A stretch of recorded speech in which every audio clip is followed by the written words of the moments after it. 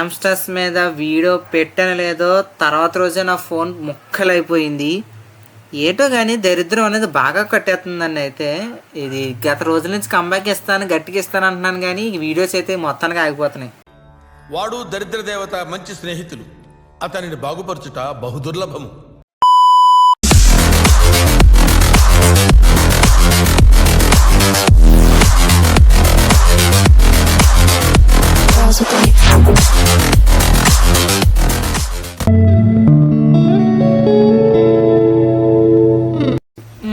Middle class యాక్టివిటీస్కి స్వాగతం. ఏటి నీరసంగా చెప్తున్నాననే కదా మీకు వెల్కమ్ అనేది. అంటే తెలిసిందే కదా దరిద్రం బాగా కొట్టేస్తుంది. సో అందుకే కొన్ని రోజులుగా చేపలు పెంచుదామన్నా కూడా నా దగ్గర లైవ్ ఫుడ్స్ అనేవి వాతావరణం సపోర్ట్ చేయకపోవడంతో చనిపోయినాయి. అన్నీ కూడా లైవ్ ఫుడ్స్ మళ్ళీ తిరిగి తెచ్చుకోవాలి. సో ఎవరికైనా దగ్గరైనా లైవ్ ఫుడ్స్ ఉంటే కొంచెం దానం అయితే చేయండి. నాకు డబ్బులు కూడా లేవు కనీసం తీసుకోవడానికి. సో వీడియో చూశారు కదా, తమ్లైన్ అయితే చూసుకుని దగ్గరికి అయితే వచ్చి ఉంటారు ఖచ్చితంగాని. సో కొత్తగా చూసేవాళ్ళు ఉంటే వీడియోకి అయితే లైక్ చేసి మన ఛానల్ సబ్స్క్రైబ్ చేసుకోండి. ఎందుకంటే పెట్స్ గురించి చాలా మంచి ఇన్ఫర్మేషన్ అనేది నేను షేర్ చేస్తూ ఉంటాను. సో ఇప్పుడు వచ్చేసి నేనైతే పీజన్స్ అనేవి కొనుక్కున్నాను, అంటే పావురాలు అనేవి కొనుక్కున్నాను. నాకు చిన్నప్పటి నుంచి ఆశే. సో ఇప్పుడు మనం పావురాలని బయటికి ఎలా తీసుకురావాలి అని అంటే మనం ఒక విజిల్ వేస్తూ కానీ లేదా చిటిక వేస్తూ కానీ ఒక సౌండ్ చేసుకుంటూ వాటిని అంతటా అవే గూటిలోంచి బయటకు వచ్చేలా మనం అలవాటు చేసుకోవాలి. సో వీటిని నేను తీసుకొచ్చి ఒక 3 days అయితే అవుతుంది. చూసారు కదా, 3 daysలోనే నేను చక్కగా బయటకు వచ్చి ఇదంతా తిరిగేలాగా చిటిక వేస్తూ ఇంకా విజిల్ వేస్తూ చక్కగా అలవాటు అయితే చేసుకున్నాను. కానీ ఇవి ఇంకా నాకు దగ్గరికి వచ్చేంత అలవాటు అయితే కాలేదు.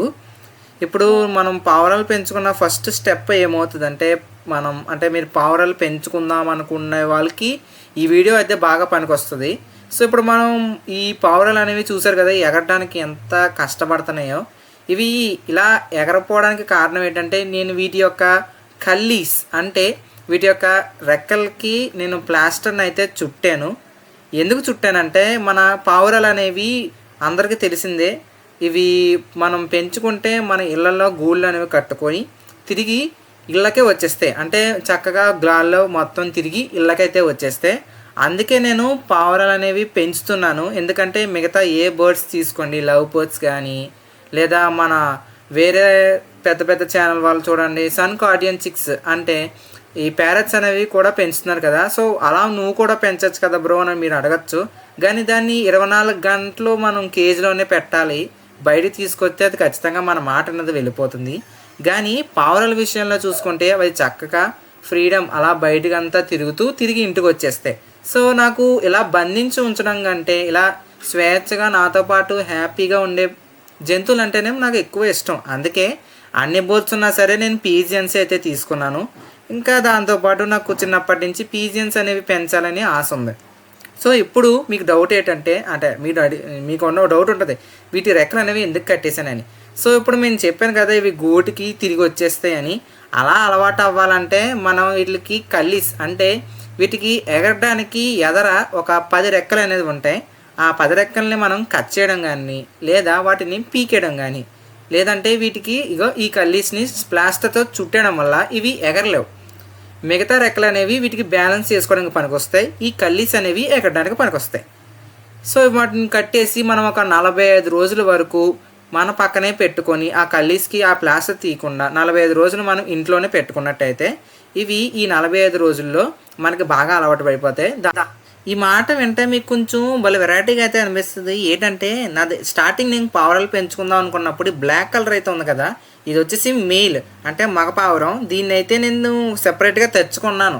అంటే నా దగ్గర డబ్బులు లేక ఈ వైట్ ఆల్రెడీ ఉంది కదా ఫీమేల్, ఇది దాని జతమాట, దాని నుంచి సెపరేట్ చేసుకుని తీసుకొస్తే పాపం 2 రోజులు ఇది ఒంటరిగా ఉండడం వల్ల బయట వేరే ఆడపావురాలను పిలుచుకుండేది తోడు కోసం.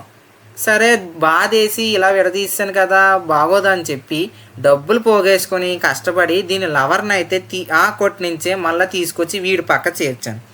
సో మనం ఏం చేయాలి, తర్వాత లవర్ వచ్చింది కదా బయట దాన్ని వదిలేదు కదా, అయ్యో మనోడు కాదు, మనకి ఇంట్లో ఉన్నది కావాలి బయట ఉన్నది కావాలి. ఇప్పుడు వీడియో తీస్తున్నా సరే వీడి లవర్ కూడా బయట ఉంది, దేశీ గర్ల్ ఫ్రెండ్ అన్నమాట. మీకు ఆ గుంటి నక్క ఎక్కడుందో కనిపిస్తోందా? సౌందర్యకి నేను కనిపించా. ఇగో చూసారు, ఇక్కడ నేను మేత వేస్తున్నాను, వీడియో కూడా తీస్తున్నాను, యూట్యూబ్ కోసం. ఇక్కడ పైనుంచి చూడండి ఎలా చూస్తుందో, గుంటనక్కలాగా ఎలా దాక్కుని చూస్తుందో.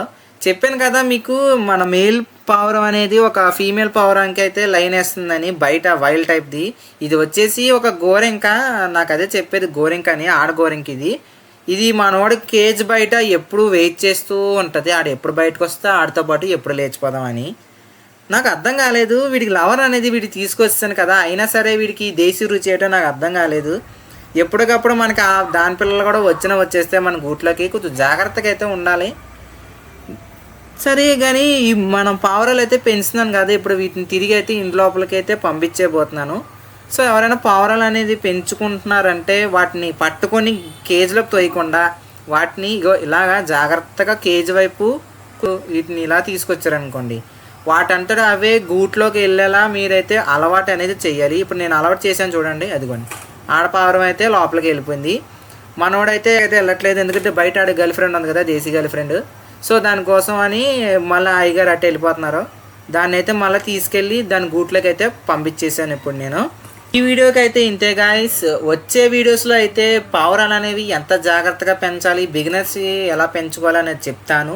సో వచ్చే వీడియోలో అయితే నేను టర్టిల్స్ అనేవి ఎలా పెంచాలి, వాటిని పెంపకం అనేది ఎలాగా, ట్యాంక్ సెటప్ ఎలాగా, ఎంతమంది ఎలాంటి మిస్టేక్స్ చేస్తున్నారు అనేది చెప్పబోతున్నాను. దాంతోపాటు ఈ వీడియోకి లైక్ చేసి మన ఛానల్ సబ్స్క్రైబ్ చేయండి, ఇంకెవరికైనా షేర్ అనేది చేయండి. ఇంకొంటానే.